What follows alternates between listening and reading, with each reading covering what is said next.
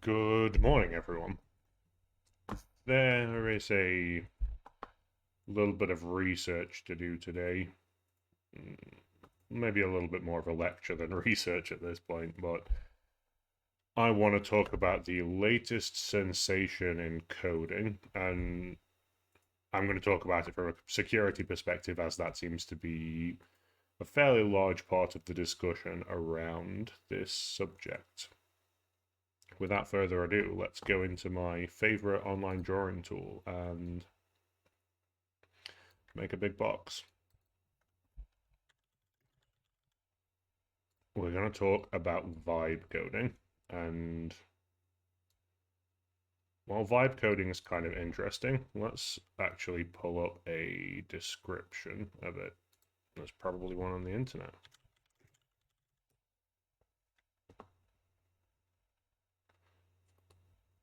Wikipedia. GitHub may be a good source. Forbes probably less good. Vibe coding is an artificial intelligence assisted software development style popularized by some guy I've never heard of in February 2025. I think it's more been popularized by the influx of new apps appearing and how that might have affected the software development landscape. It describes a chatbot based approach to creating software where the developer describes a project or a task to a large language model which generates codes based on the prompt. Now, this is a good description. We're going to steal this. If I can copy paste, I'm just going to dump that into my text file that I have at the back. I'll show you that here. Here is the text file. Should put a question in here too.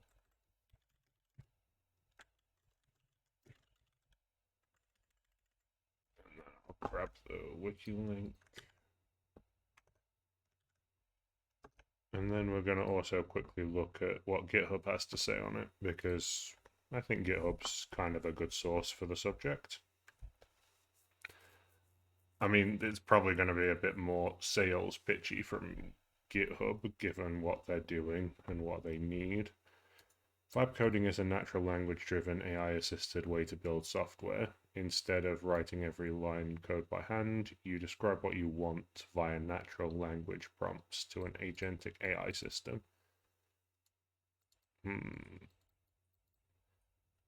This is more of a. I'm going to include it in my document, but this is more of a dressing up of what I think vibe coding is. And we'll actually go into that. I'm just going to quickly dump this link into my notepad file and then get back to my drawing. Okay, so let's do a quick vibe coding workflow. You have person, and you have the large language model. Person describes what they want to the LLM.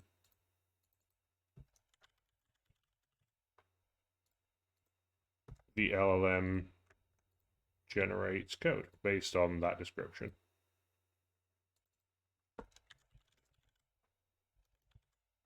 Which is, again, I think kind of a reasonable start. Now,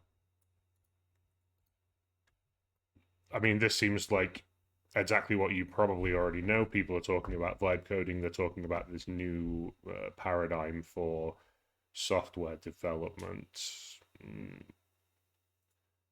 I do want to pull up another tab and look into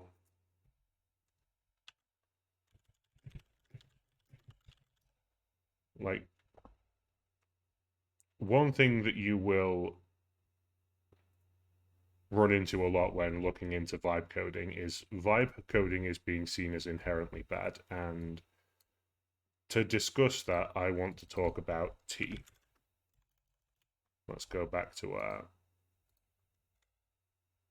drawing panel. So T. was or maybe still is, I don't know if they're still functional. T is an online app.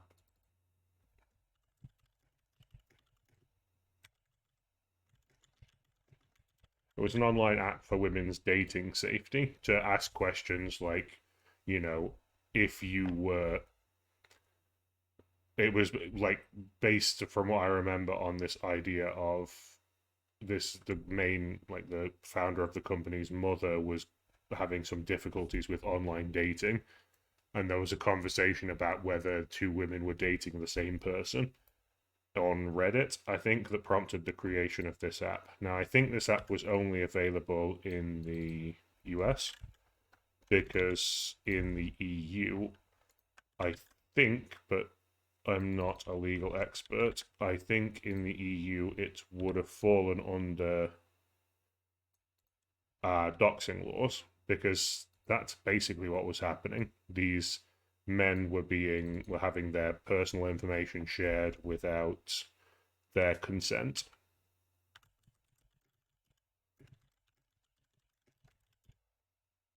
And that's an ethical discussion that I don't think we need to go into.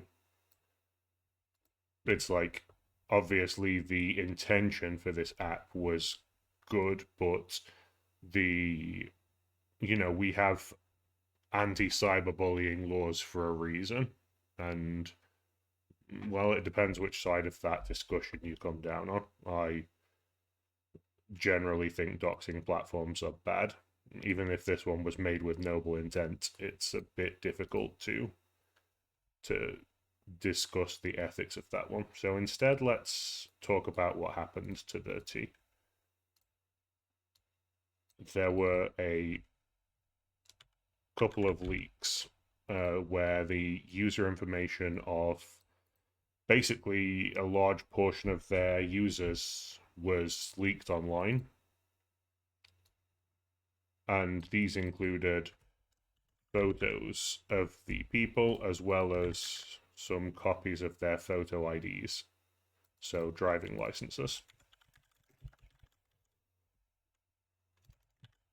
I should probably know how to spell the word license. It's like that. Yeah, let's say it's like that. So, driving licenses.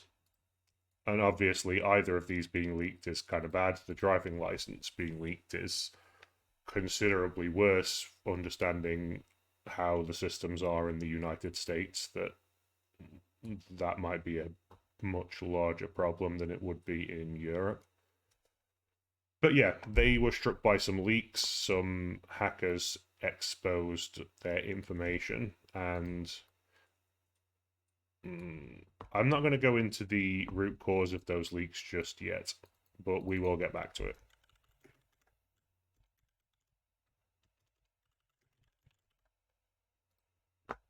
Now, the thing I want to direct you to is backlash regarding these.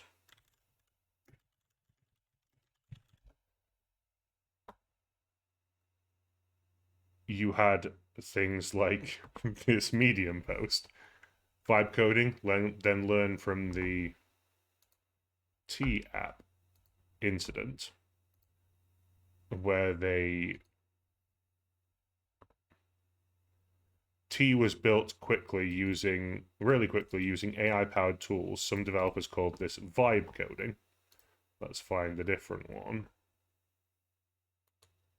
Business Insider. Why you should be wary of new apps, especially in the AI area. Women were anonymously sharing reviews of men, suffered a data breach.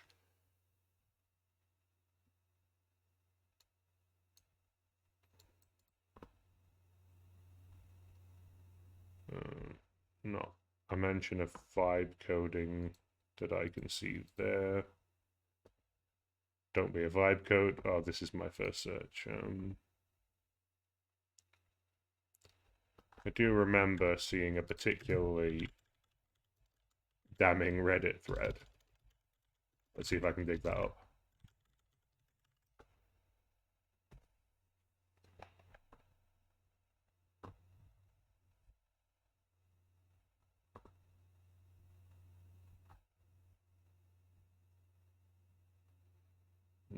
what is this? This was not helpful at all.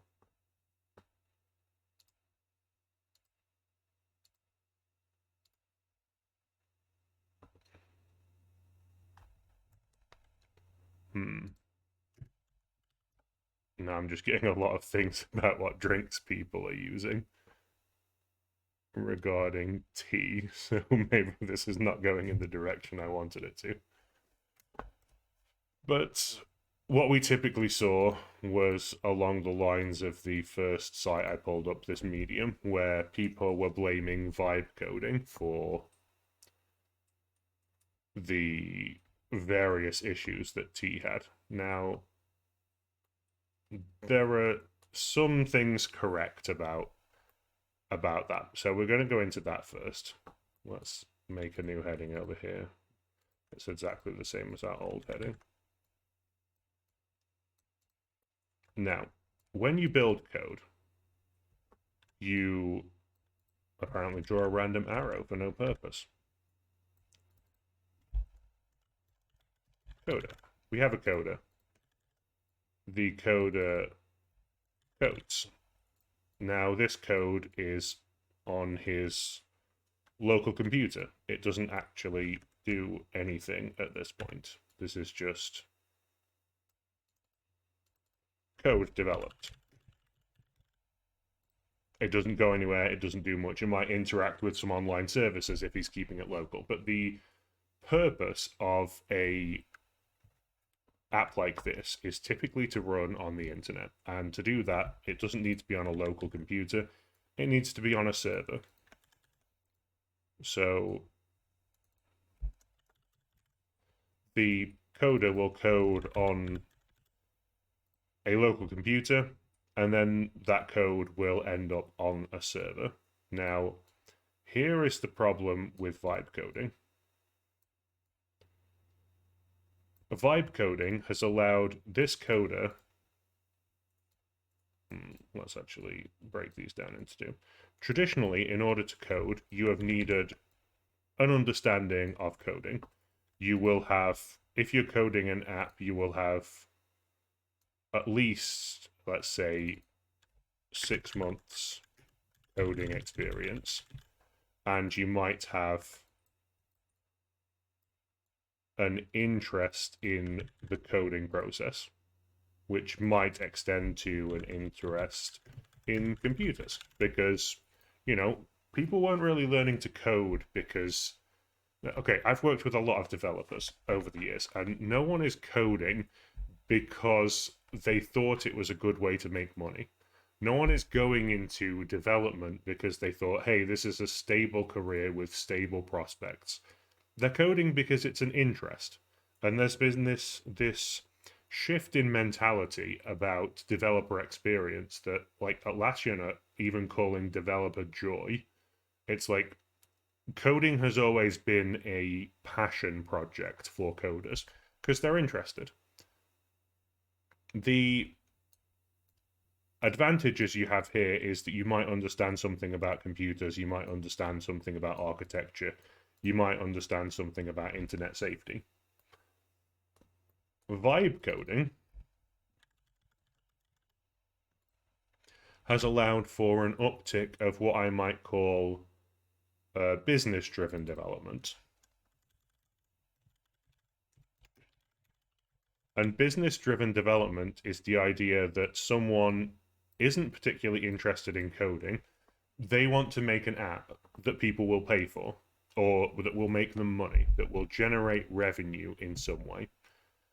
And you know, business is a thing. It happens. You literally can't be on the internet without interacting with business anymore, and that's just the reality we have to deal with. The problem is, when it comes to a vibe coder, when it comes to a vibe coder, they may not have the experience or the interest. Their drive for this is financially based, and I do want to specify here that a vibe coder is not, in my mind, is not an experienced coder leveraging AI. That is not what we're discussing here.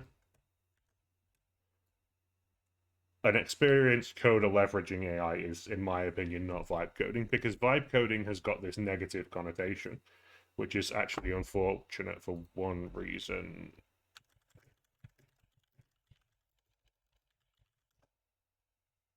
This guy, Gene Kim, he's kind of an active figure in DevOps spaces. Steve Yege is also relatively known in the American spheres, and they came out with this book. I think it's available already, called Vibe Coding, and it's all about vibe coding, which is unfortunate because if they maybe named it AI driven development, it would be less associated with something negative. I'm actually kind of interested in reading this book. I should maybe grab a copy and look through it.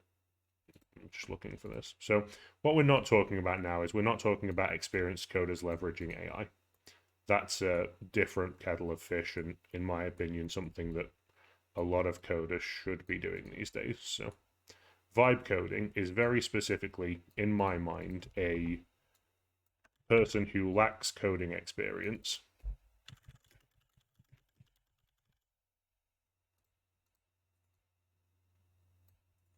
Okay, so now we can start looking into why vibe coding might be considered bad. The coder, with 6 months of experience, he codes on the local computer. During that time, he may understand that his code should be checked. Perhaps he is not working alone, so he can have peer reviews. He understands a little bit about testing, so he puts some tests in place. And he understands a little bit about security, so the server is, let's say, hardened. And all hardened means is the attack surface is reduced. So this coder puts in the code, puts in the checks, maybe gets a peer review, pushes the code through test, and then deploys tested code to a hardened server. And this is like kind of basic steps. The vibe coder has actually a different flow. So while he is using the local computer, he's also got this step of large language model in between. And the large language model is the thing that codes. So the vibe coder just queries.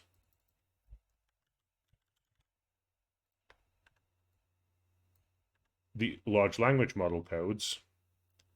The vibe coder then, I wonder if I can bend an arrow here. Oh yeah. So the vibe coder then takes that code and pushes it to production. Now, the basic coder, 6 months of coding experience, has gone through several kind of mandatory steps that the vibe coder hasn't. And one of the things that I think is kind of interesting to talk about here is why we think this would be a good idea. Why, without knowing anything about computers or their architecture or networks and their architecture or coding and their architecture, why do we believe that having access to this, which will write code that we can't understand, which we can then push public, will be a good idea? This is the general complaint about vibe coding, and I'd like to pull up a page. Okay, so here I have, this is GitHub. This is a GitHub repository, fairly standard. I've actually cloned this or forked this from another repository, forked from vulnerable Python functions. The point of this is because this is a deliberately vulnerable application designed for testing, and it's actually relatively good if you want testing. But the reason I wanted this is because it has source code in, and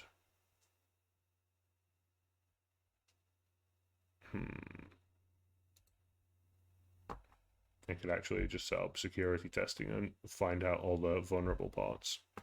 Let's do that.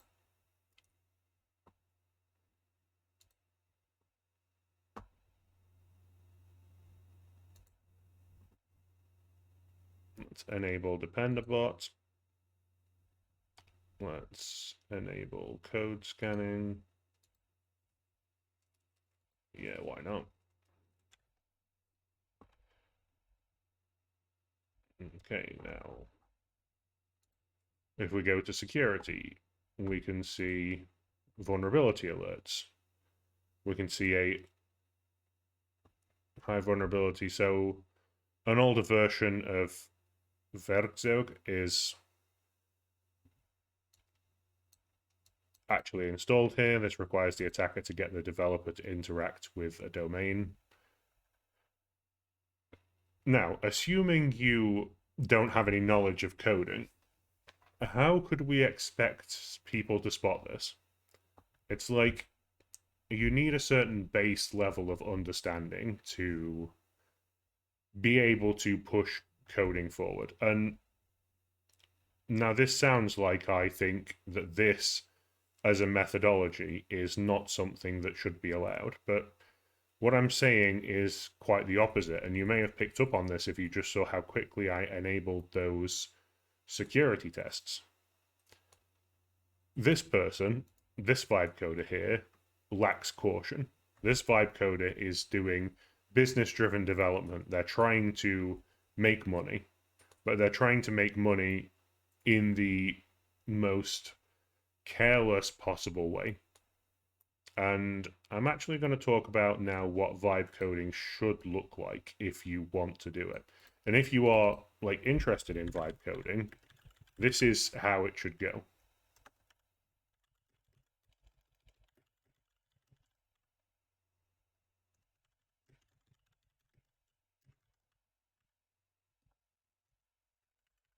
And this is just my thoughts on this because I'm not an authority on everything. I'm just a security nerd. So this is what I would like to see from vibe coding. The first thing you need to do is like go through one YouTube video about servers. That's your minimum buy-in. It's an hour of your life, and you will find one, like maybe an hour, that gives you an overview of IP addresses. It will give you an overview of ports, and it will give you an overview of, let's say, services. And honestly, I might actually record a video on this at some point because I think it would be useful information. Actually, let's talk about it now. Quick, brief summary. An IP address falls into two categories: public and private. Private IP addresses are kind of outside the scope of what we need here. Close enough. Nope, that went wrong. There we go. So, let me get a new box. Private IP is what you will find in your home network. They are broken down into three segments. You won't need to know a lot of this. Class C is the standard one, 192.168.0.0. Now, what this means, when you have an IP address, you have two components. You have an IP and a netmask. And then there are other parts. Like, I'm simplifying this deliberately, so keep that in mind. And the IP address might be 192.168.0.5 with a net mask of 24. And that means that the net mask is actually this. And that means that the first 3 octets are for defining the network, and the last octet is for defining code. They're called octets, I think, because they're I'm actually not going to go into that because I don't remember and I don't want to lie to you. This is a private network. There's also a class B private network on, I think, 7. I think that. I might be wrong. And then a class A private network, which is 10. I think. The reason for these, like the different classes, show how many different potential networks are available to it. You don't really need to know this. This is usually for internal networking and really doesn't matter here.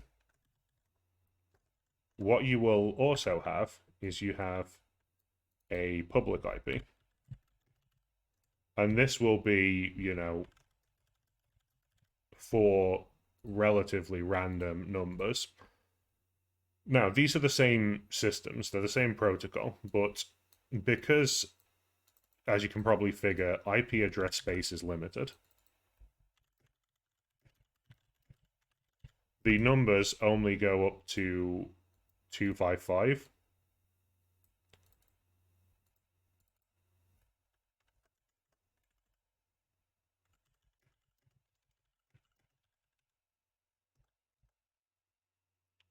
Which is FF in hex or 11111 in binary. And that's why it's called an octet. There are these 8 figures here. Now, this means that you have 255 times 255 times 255 times 255 potential addresses. I actually want to know what that is, so let's ask DuckDuckGo.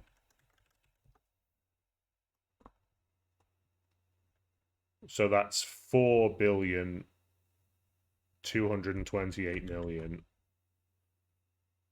potential addresses. Now, do you see the flaw in that particular issue? There are, what, currently 8 billion people on the planet? So that means only half of them can access the internet, which is problematic.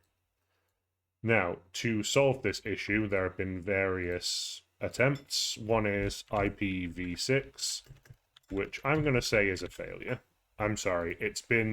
We've been trying to, I'm forgetting the word, trying to depreciate IPv4, which is the 4-octet version, for a while now. Some people support IPv6, but it's not very common anywhere, and it's been a discussion for the past 15 years. What has actually helped solve the problem is something called NAT, which is Network Address Translation. And what that does is, in very simple terms, you have a router, presumably, that sits between you and the internet. And through a system called Address Resolution Protocol, which we don't need to go into, when the internet provides a piece of information to your router via its public IP address, which, as we've discussed before, is 123.123.123.123, then your router knows to route that to private address 192.168.0.3, where you happen to be set. And this means, because these private spaces are reserved for this use, then large sections of the internet can be portioned away. So everyone can have an address that's 192.168.0 whatever. And there are actually 255 times 255 potential computers in this private space. There's a lot. Actually, let's look at the...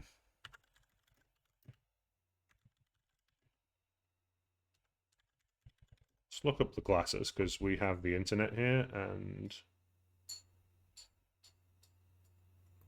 there's someone far more knowledgeable about networks than me. Okay, so yes. The first range, the Class C range, is 00 to 255.255. The Class B range covers 15 entire octets here, and the 10 range is just the whole 10 range. I'm not sure if this lists how many hosts, which is what I want to know.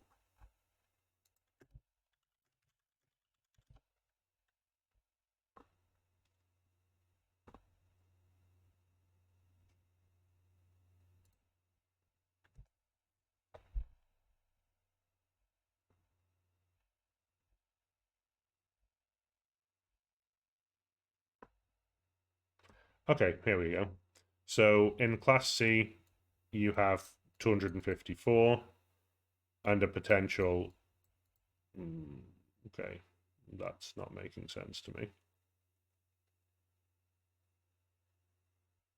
Okay, so here you have the number of hosts per network and the number of networks. As you can see, this is the one typically used in home networking because it's... Sorry, used in home networking because it is small, it is fairly restricted, and most people don't need more than 254 hosts, though you can have multiple networks. Class B is often... Actually, I don't know how often Class B is used, because I see Class A used a lot, even in cases where you don't need 16 million hosts per network. So as you can see, as you go up the classes, you get a larger amount of hosts per network at a cost of the number of networks. Now, what you really need to know about this is when you make a request,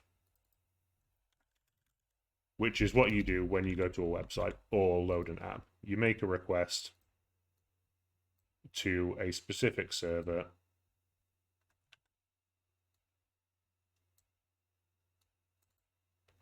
You say go to myserver.com. A system called DNS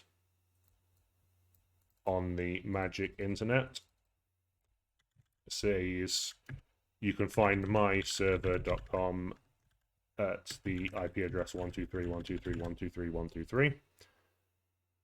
The request is then sent to 123.123.123.123 because the internet the internet works on a protocol of IP addresses. The domain names are there for our convenience.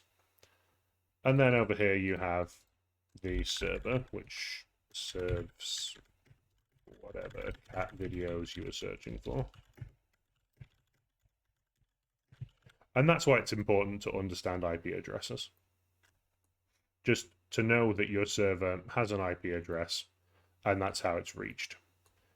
Knowing this can tell you that your server also has an attack surface, which is everything visible on this IP address.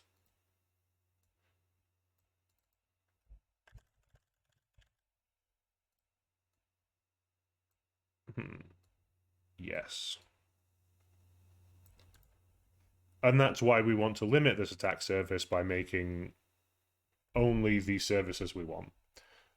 And just going through this, if you haven't coded before and you don't know anything about networks, how confusing was this explanation? I'm guessing it was relatively confusing. So, if you are a vibe coder who has decided to make a website, or let's say make an app because you think it's a good business idea, that's one minor part of the puzzle. Now, I'm going to map out the rest of the puzzle because I think it's useful to know. So, here is you. You are a vibe coder.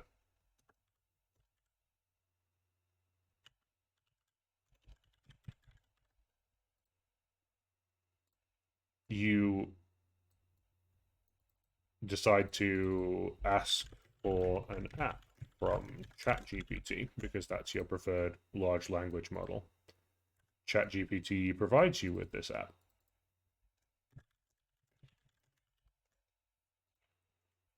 Now, at this point, you have what you have never been able to have before, and that is code. Code is magical. We like code. The problem is, you, as the vibe coder, are currently not qualified to understand whether or not this code is vulnerable. And you know what? That's actually okay. There are a lot of experienced coders who may not know that their code is vulnerable. Manual checks do not typically happen anymore. It's not for people to know whether or not their code is vulnerable. Why would they? And the reason it's not required is because we have these tools called SAST and DAST. And these are static application security testing. And you can probably tell what the D stands for.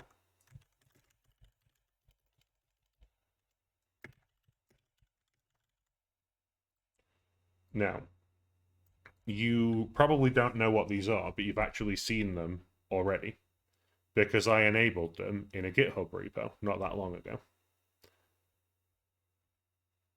Let's actually hop back to that and see if we have any results. Code scanning. Uncontrolled command line. Here we have this command line. So this command line depends on a user provided value. That means that anyone can put whatever value they want there and have a command executed on the server on which this is running. So, question for you, if you are an aspiring vibe coder, would you have spotted that?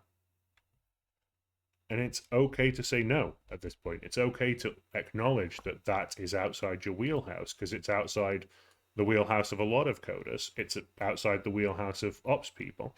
And that's why we have SAST and DAST. We have testing specifically for this purpose. And then the question becomes the real driving point behind these being ignored, which is cost. And this is actually fair and something that kind of bothers me in a number of ways. That security is offered as a premium.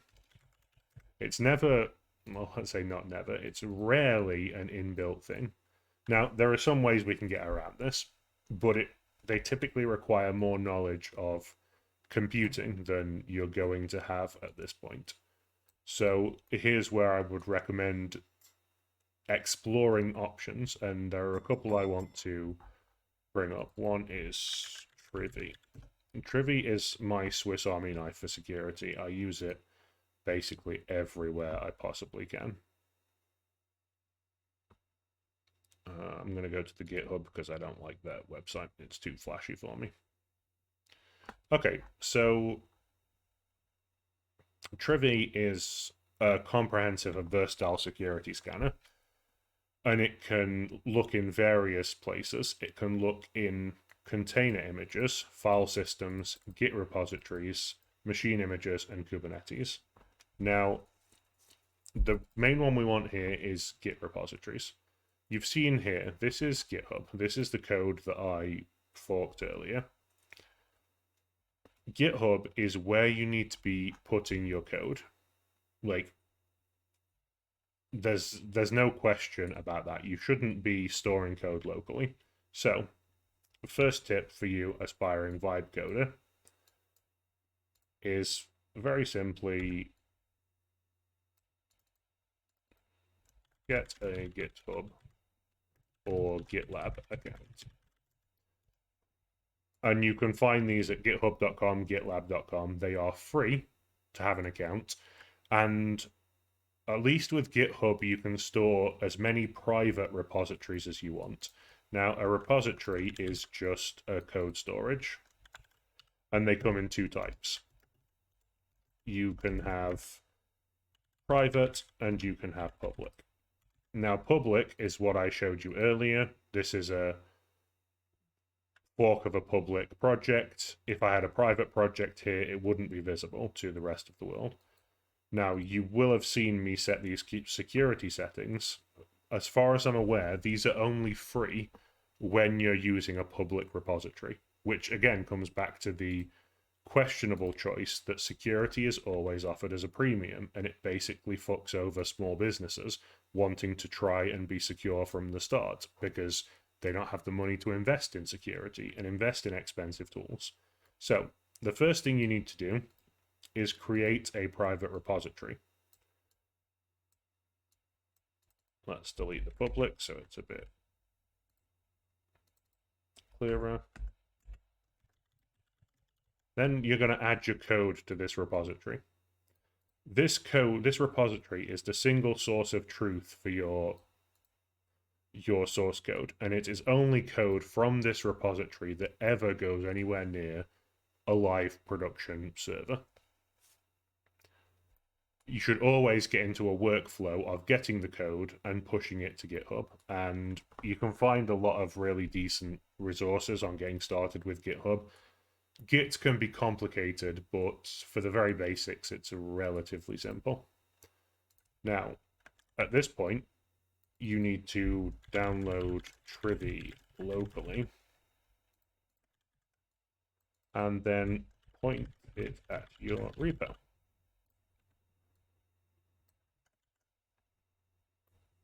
Where's our vibe coder? Here he is.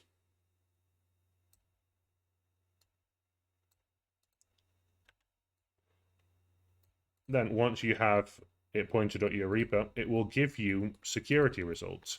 Now, this is not the only free security tool, because Trivy, one of the reasons I like it is because it's free and it's open source, but you can also use SonarQube.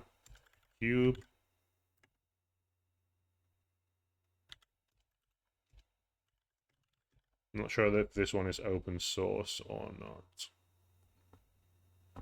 Yeah, cool. So this is a continuous inspection tool, and I think they have a lines of code limit on their free version. But it's a good way of making sure the code is up to scratch. I don't know how well it does security. Let's have a look if Snyk is a very good commercial grade tool. And the problem is you probably don't have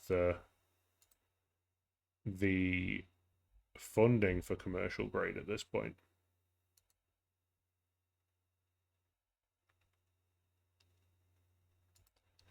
Let's check if we can find.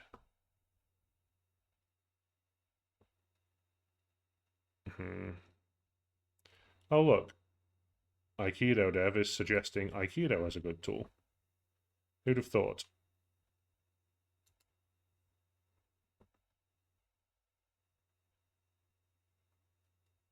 Men for open source. Let's check that.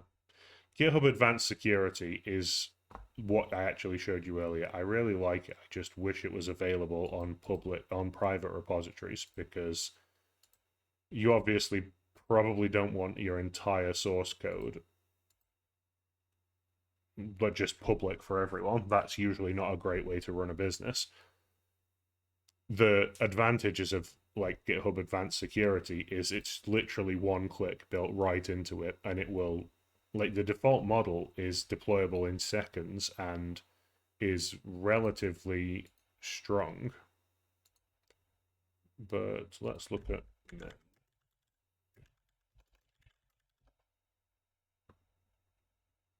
I'm actually not familiar with this one.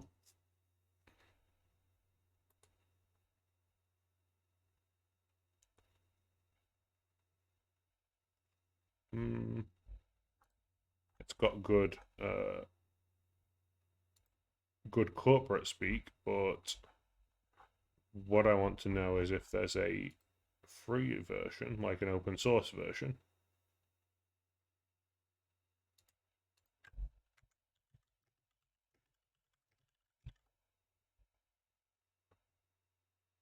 Or is it just managing open source risks? Oh, hey, look. It's always fun to have to moderate the chat because cheap viewers. Yep, we're not going to have any of that.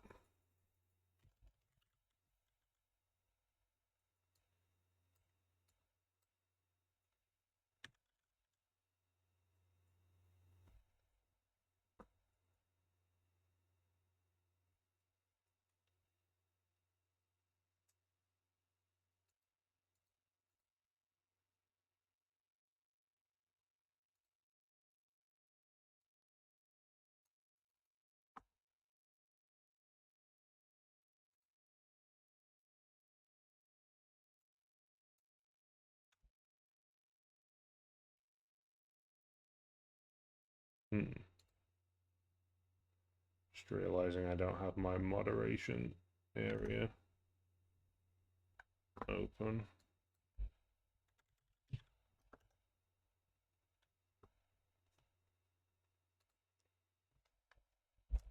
We'll be right back.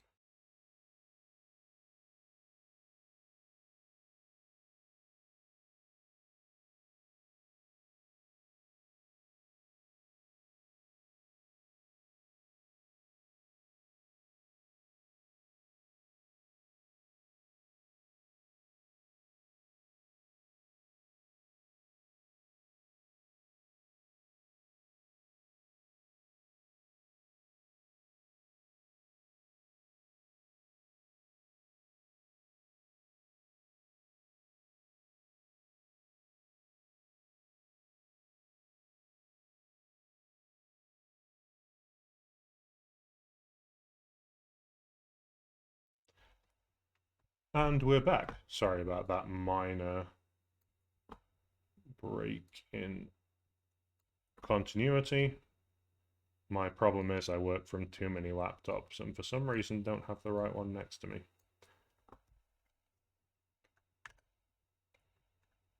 Okay, so I'm struggling to find a good open source tool for this other than Trivy. But hey, Trivy is more than you had before.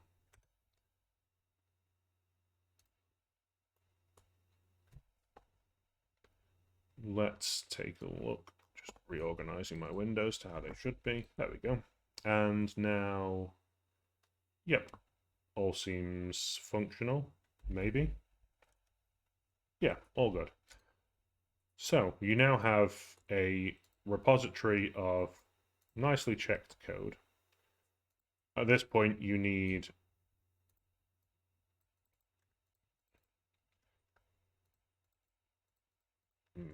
a server on which you can put it. And honestly, I host all my own server stuff, so I know there are some services like DigitalOcean and Heroku that allow you to like directly run apps without servers, which is actually probably what you want at this point. You don't want to be investing heavily in server infrastructure, and they do, well, last I checked, they do a reasonably good job of locking things down, so you don't have to worry yourself about that kind of stuff. So, this is what vibe coding should look like at the absolute basic level. You need to store the code in a repository. You need to scan the code and you need to deploy it to a reliable platform that will offload as much of the security to the platform manager as possible. And this is the problem. You have this kind of tipping scale. Let's draw a graph over here. And it's very much a standard division where you have on this axis you have cheap, or let's say pricing, let's say on this axis. And on this you have security. And while there are some workarounds, generally speaking, the less you pay, the less secure you're going to be. And that can be a tripping point for a lot of startups, a lot of small businesses. So they end up settling somewhere down here.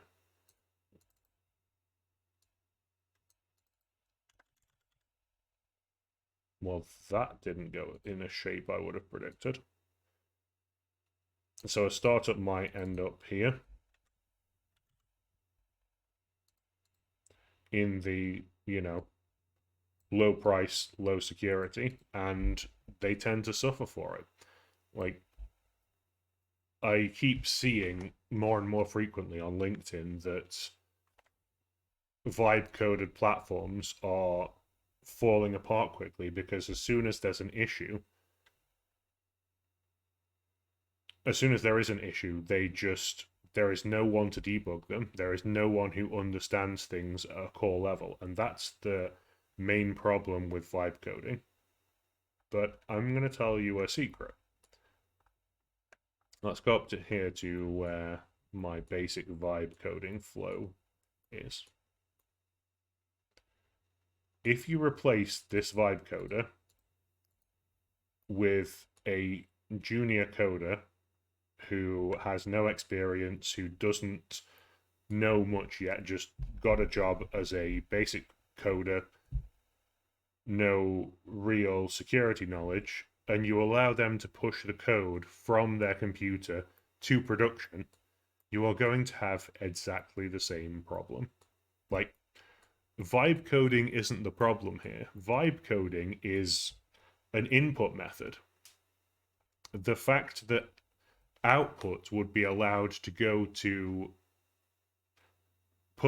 public production systems without these checks in place is the problem. And that's the thing, like AI assistance in coding is extremely useful. It's an extremely cool tool. As long as you have people checking it who know what they're doing, and as long as you have these security scans in place. And Trivy, because I like talking about Trivy, it's one of my favorite tools, and I will mention it often. Trivy allows you to, up your security without really upping your price. The reason it does this is because it's free, it's open source, and as long as you can figure out how to use a command line, you can figure out how to get Trivy scanning at least some parts of your code. There are other tools you can use, there are other techniques you can use, and explore other videos on the subject, but what you really need is this. You need security, and that's where vibe coding falls down. I'm actually going to see if we can find some.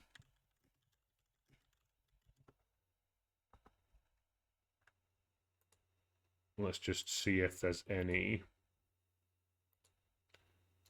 good examples of vibe coding.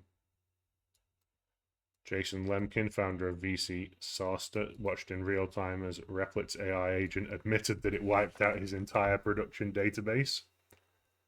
Then AI made things worse. It fabricated thousands of fake entries. Okay, the agent went rogue. That's pretty good.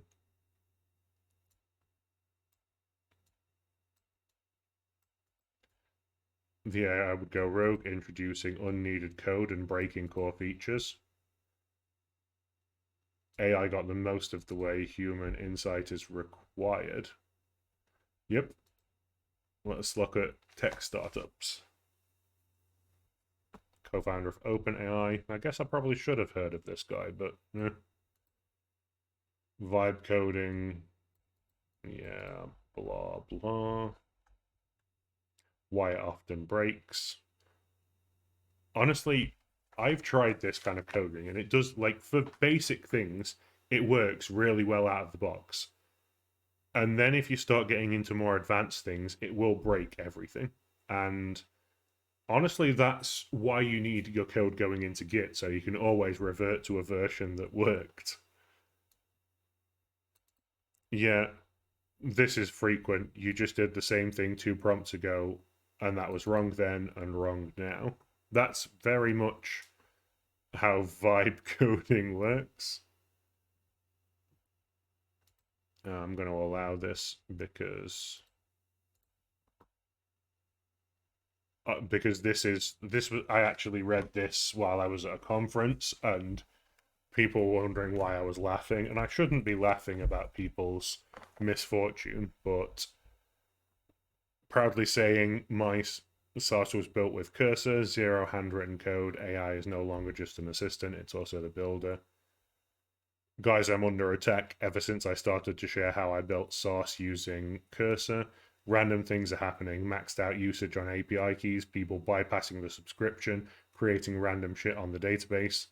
As you know, I'm not technical, so this is taking me longer than usual to, let's see if X lets me in. I called it X. I feel a little bit dirty.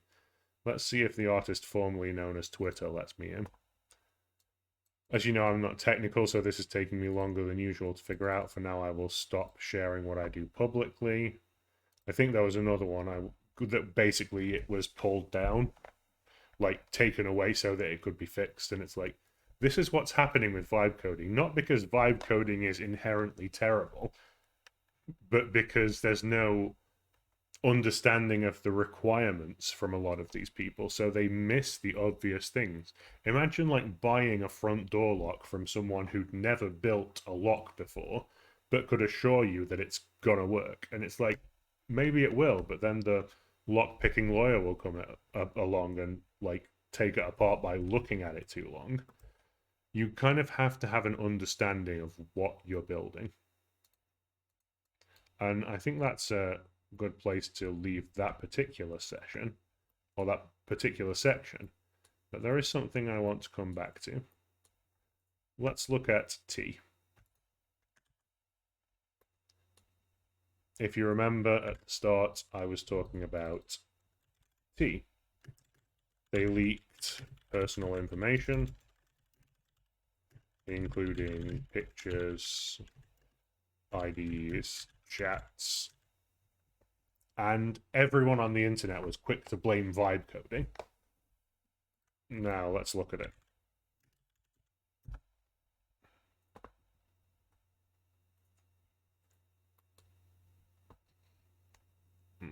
NPR is usually a decent source. Let's look at them. The T app describes itself as the safest place to spill tea about potential online matches. Personal data being hacked and leaked online threatened the personal safety. One side and laid bare the anonymous one-sided accusations against men in their dating pools. It also put a spotlight on the flaws in such whisper networks. They suffered a major data breach. Selfies, messages, driving licenses. Initial breach reported on July 25th. First reported by 404 Media, so we'll hop over there in a moment. Government IDs, which had been once an investigation tool, and this is kind of critical. The company said that only users who signed up prior to February 2024 were affected. And vibe coding has not been effective prior to February 2024. Vibe coding has pretty much been effective for the past year. We're currently in August of 2025, so none of this can be attributed to vibe coding.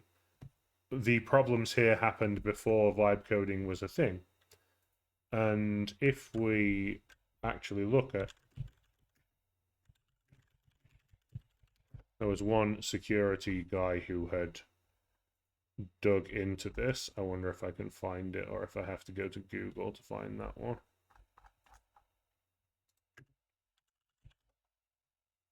Why did I type Google?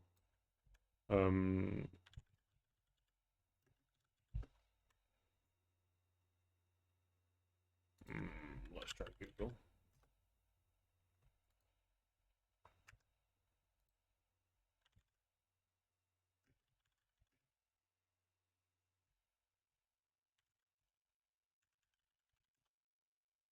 Really like to find this analysis because it was well written and from the perspective of a security specialist.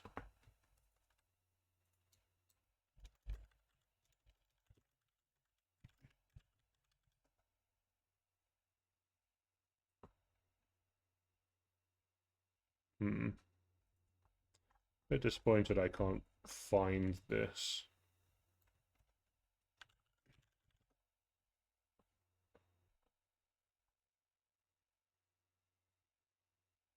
Simon will. This looks promising.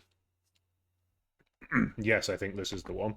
So honestly, this guy is smart, and I recommend you go check out his statement. Same stuff. 72,000 images leaked. Storing and then failing to secure photos is an incredible breach of trust.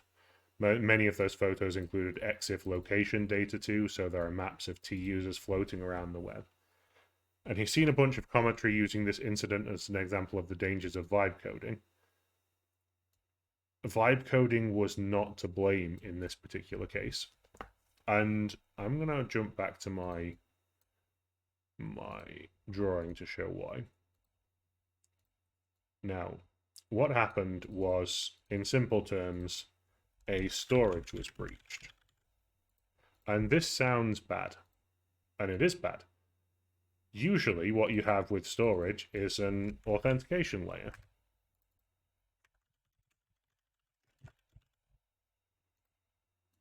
What letter am I missing from that? There we go.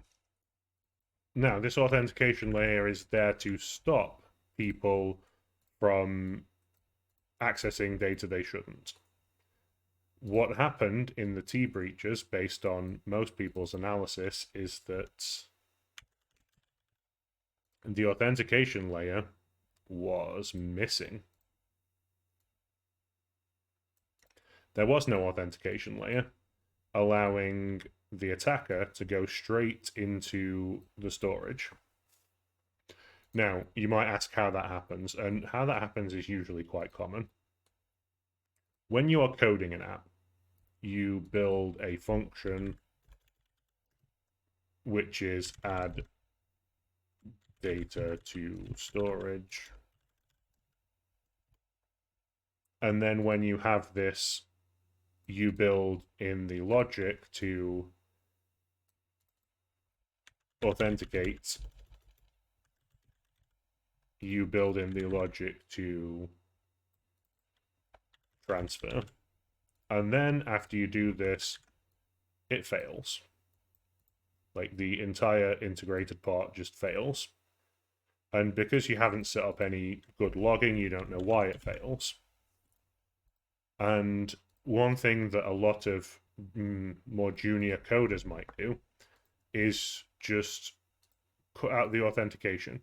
They will disable authentication on the bucket while it's still not in production, and they will test the transfer, the pure transfer, to make sure the transfer is working right. And assuming that is working right, then they will go back and re-enable authentication, and they will ensure that the authentication works next. It's a way of just breaking it down into different sections to debug it a bit better. If they, of course, had like proper logging, it should tell them where the failure is, and that's a failing. What I assume happened, because it was discovered that these storage units, they're called buckets, these storage buckets didn't have the authentication at all. This is, in my opinion, what happened. It's nothing to do with vibe coding. A person probably coded the transfer, couldn't get the authentication to work, disabled the authentication, got the transfer to work, and then got distracted and moved on to something else, thinking they'd come back to the authentication before it went live, and then they never did. And this is the thing, everyone's talking about how it's a vicious hack. Even I kind of want to read T's statement, because the T-Leak statement was a bit tone deaf, in my opinion.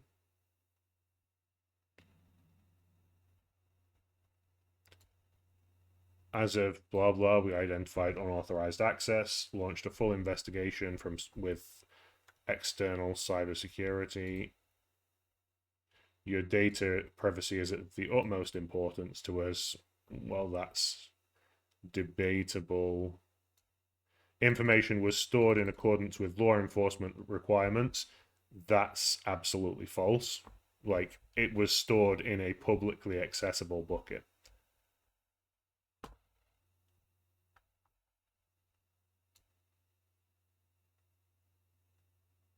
At this time, we have no evidence that suggests the photos can be linked to specific users within the app. That may have been true at the time of the cyber incident, but recently there was an additional breach like a week after the original breach, which was the leaking of like private messages, which made identifying people quite a bit more easy. Well, we actually have a link regarding the second data breach here. 50 gigabytes of data. Affected users signed up before 2024.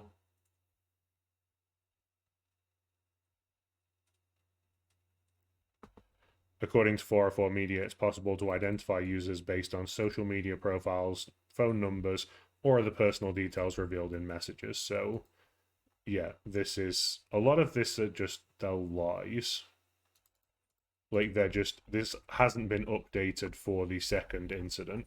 Honestly, I wonder if the company even exists anymore or the app even exists. Notice how there's no notice here of the breach. In order to find out any information about the breach, you have to literally know the address or find it in Google. They don't have any public acknowledgement of it outside this. So, like, I'm not going to defend anything about what he did. It's indefensible. But it wasn't a problem with AI. This was caused by, natural human error. It was caused by someone not following good practices. There was nothing about AI here, and people were just jumping on vibe coding as if it was something to demonize because, well, it's the newest thing to hate, and everyone loves a thing to hate. Just look at Nickelback throughout the like 2010s, where everyone arbitrarily hated them for a reason I still don't understand. The big issue we have here is it's an issue of human mistakes, and I actually want to look that up.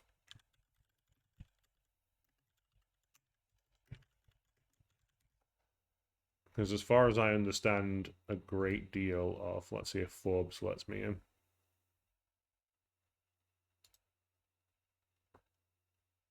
A great deal of cyber attacks are caused by people's mistakes. They're caused by people clicking the wrong thing. And they're caused by someone making a bad decision. And all we do in cybersecurity is try to mitigate the damage that will be caused by that bad decision.